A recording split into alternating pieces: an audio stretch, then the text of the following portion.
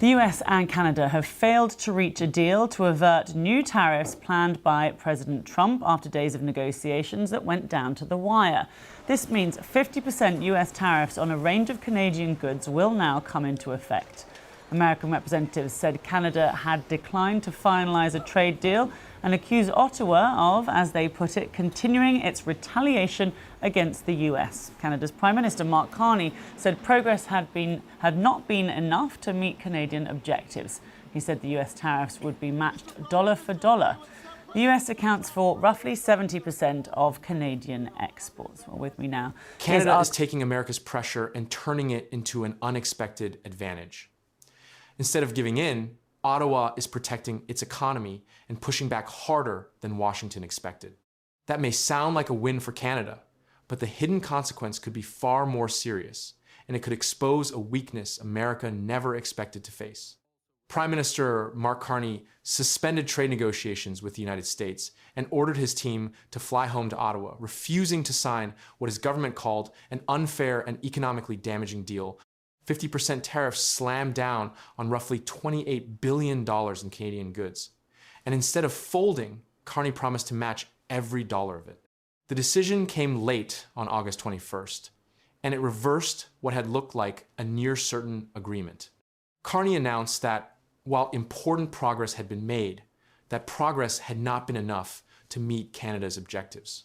As a result, this evening, I have decided to suspend trade negotiations with the US and have directed Canada's negotiators to return to Ottawa, he said in a statement released minutes before the deadline. This was Canada acting, not absorbing. Rather than accept a deal under pressure, Carney chose to leave the table, entirely a striking move given how close the two sides had appeared just days earlier. The United States imposed 50% duties on about US $20 billion of Canadian goods, roughly $28 billion. And about 5% of everything Canada ships south each year. The affected products span everyday items, from hockey sticks to medical supplies like tongue depressors, along with building materials, liquor, and certain clothing.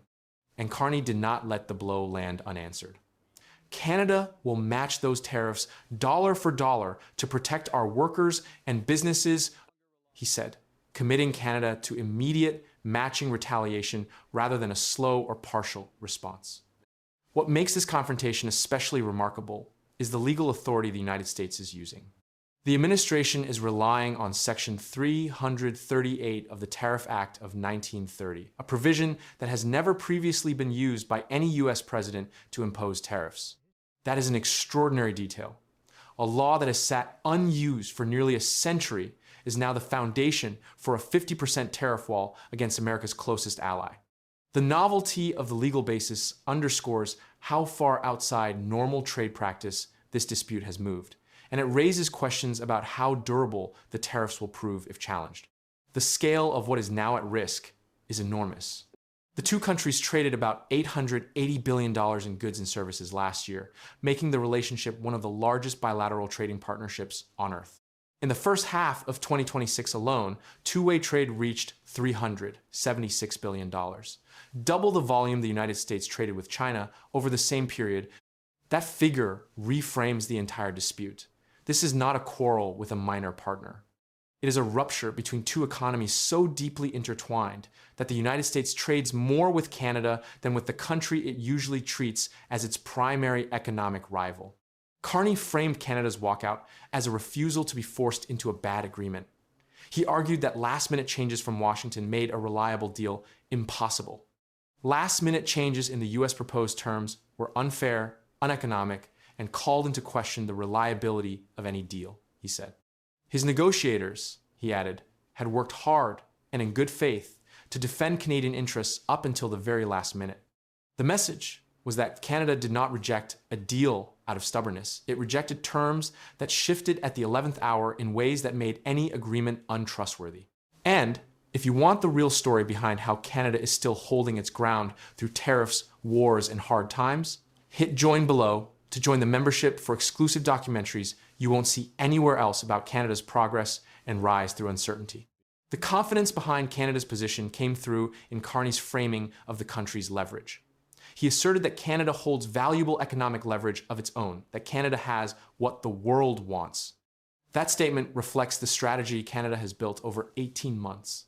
The aluminum American factories cannot replace the potash American farmers depend on, the energy and critical minerals American industry needs.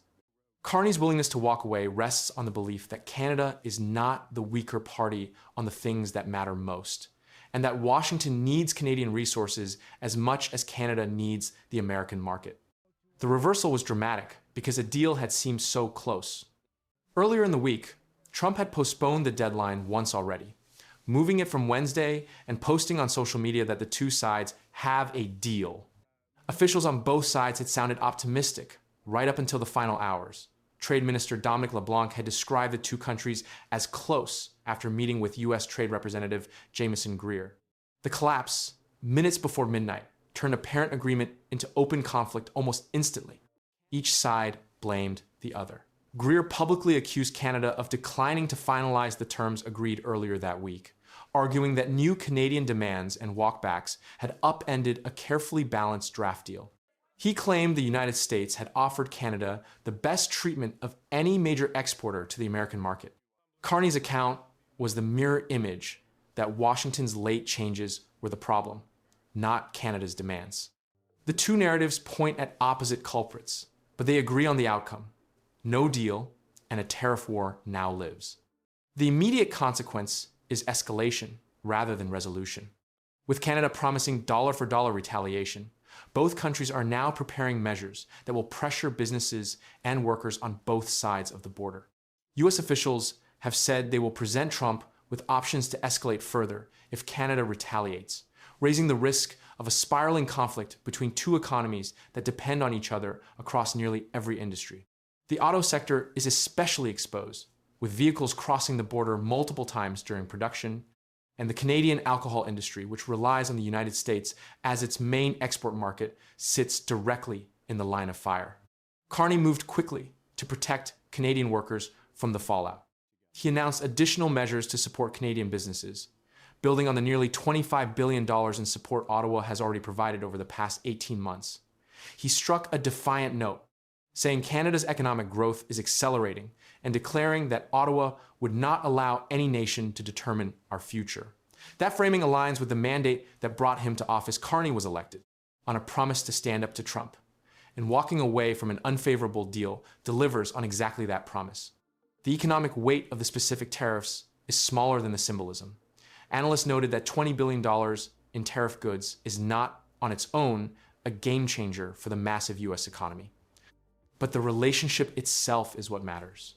An unprecedented breakdown in relations with the second largest U.S. trading partner, a partner America trades with more than double what it trades with. China carries consequences far beyond the immediate list of taxed products.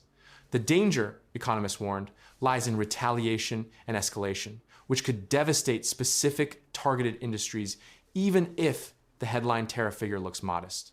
Canada is the party that stood up and left. Trump got no deal, no concessions, and an immediate promise of matching retaliation, all built on a tariff authority no president had ever used. The negotiators have gone home to Ottawa, the 50% duties are live, and Canada is preparing its dollar-for-dollar response.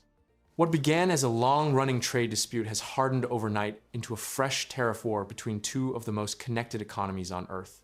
And Carney's closing line captured the posture Canada is taking into it. Canada has what the world wants.